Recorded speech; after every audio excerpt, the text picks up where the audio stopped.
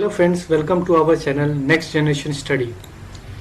This is the 8th video of this video lecture जिसमें हम लोग protection of women from domestic violence act 2005 के बारे में जान रहे हैं। अगर आपको हमारा ये वीडियो पसंद आए तो हमारे चैनल को लाइक करें, सब्सक्राइब करें और शेयर करें। अगर आपको इस वीडियो से रिलेटेड पीडीएफ या कोई भी क्वेश्चन है या पीपीटी आपको चाहिए तो आप हमारे टेलीग्राम चैनल को ज्वाइन कर सकते हैं और आप हमसे क्वेश्चन पूछ सकते हैं और हमसे इंक्वायरी कर सकते हैं हमारे इंस्टाग्राम चैनल पे। इससे पहले वाले वीडियोस में हमने जाना था कि what are the importance of this act, general definition, domestic violence क्या होता है, शेयर हाउस होल्ड क्या होता है, और इसके बाद हमने जाना था कि व्हाट आर ये रिलेशनशिप, जो लिव इन रिलेशनशिप होता है इसका गाइडलाइंस क्या है, मतलब कैसे हम लोग पता लगाए कि वो living relationship in the form of marriage है कि नहीं, नेचर ऑफ मैरिज है कि नहीं। उसके बाद हमने जाना कि प्रोसेस क्या होते हैं, फाइलिंग ऑफ द डीआईआर क्या होता है, ये सब हमने इससे पहले वाले वीडियोस में जान चुका है। अब हम लोग इस पर्टिकुलर वीडियो में कुछ क्वेश्चन से डील करेंगे जो इस वीडियो मतलब जो इस पर्टिकुलर एक्ट को और इंटरेस्टिंग बनाते हैं और नॉलेज प्रोवाइड करते हैं हमें।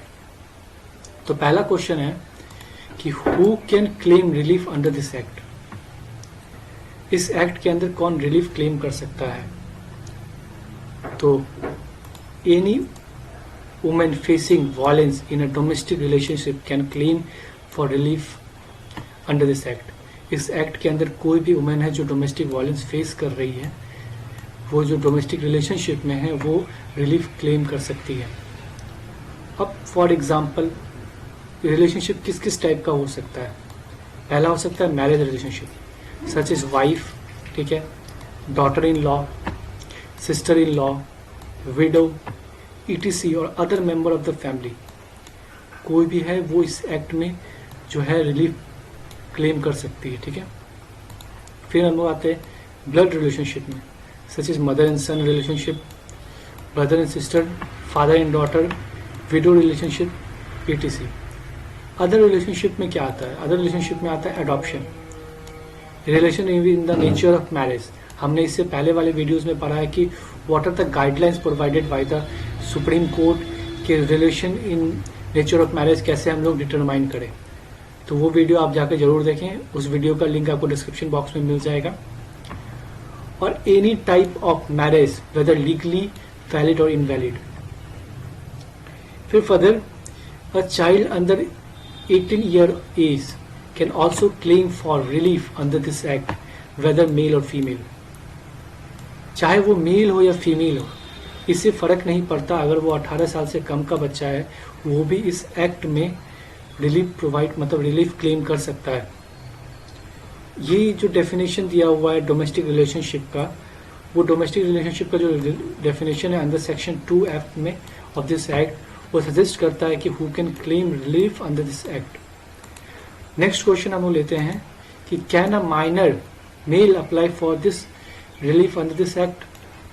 तो बेसिकली मैंने पहले वाले क्वेश्चन में बता दिया, yes a minor will also be within the scope of the definition of the domestic relationship under section 2 sub clause B of the protection of the women from domestic violence act 2005 defined a child as any person below the age of 18 year and include any adopted step or foster child।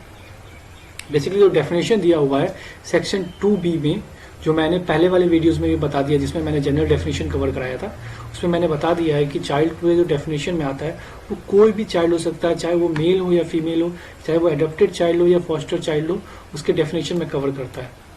तो कोई भी child below the age of 18 can claim for the relief under this act.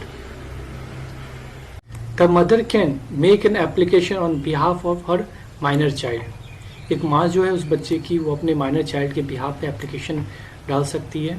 In case whether the mother makes an application to the court for herself. अगर कोई एक agreed women है, उसने अपने लिए एप्लीकेशन डाला है कोर्ट में या मजिस्ट्रेट के सामने, the children can also be added as co application for the relief under the protection of the women from domestic violence act 2005।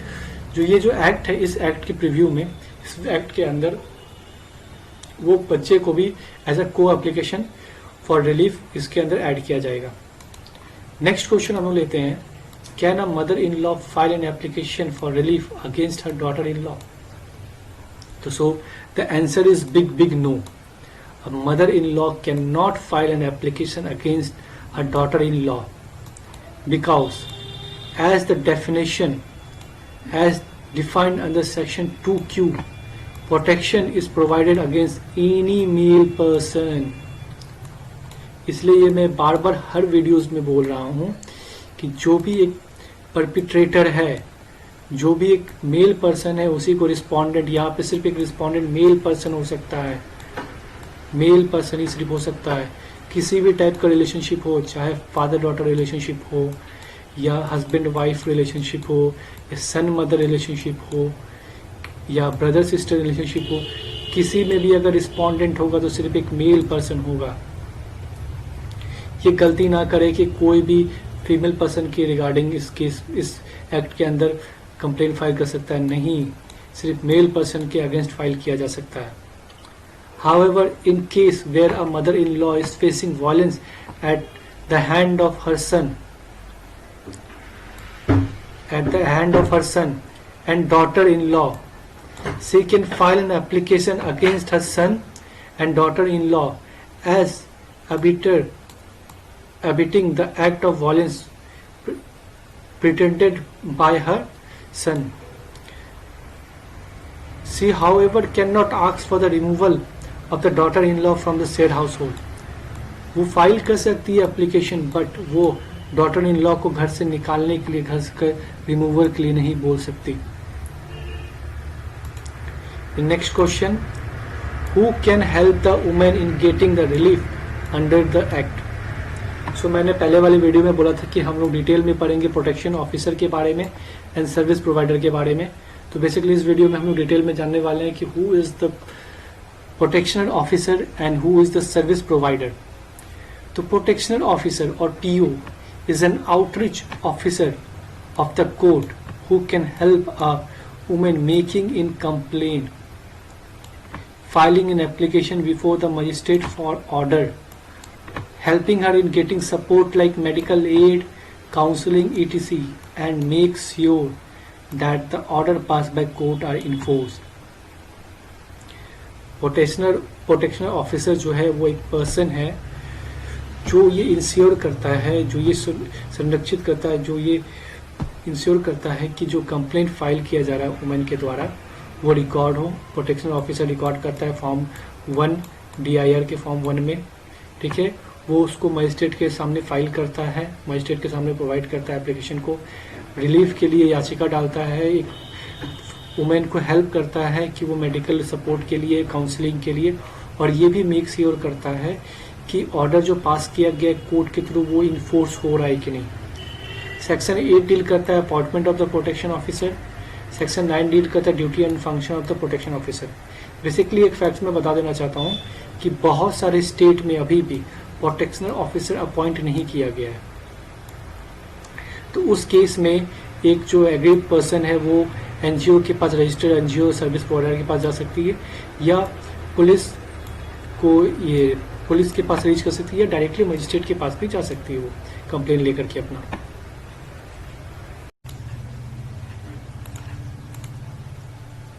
सो अब मैंने इससे मतलब पहले वाली स्लाइड में हमने पढ़ा कि प्रोटेक्शन ऑफिसर कौन हो सकता है। अब हम लोग सर्विस प्रोवाइडर के बारे में जानते हैं।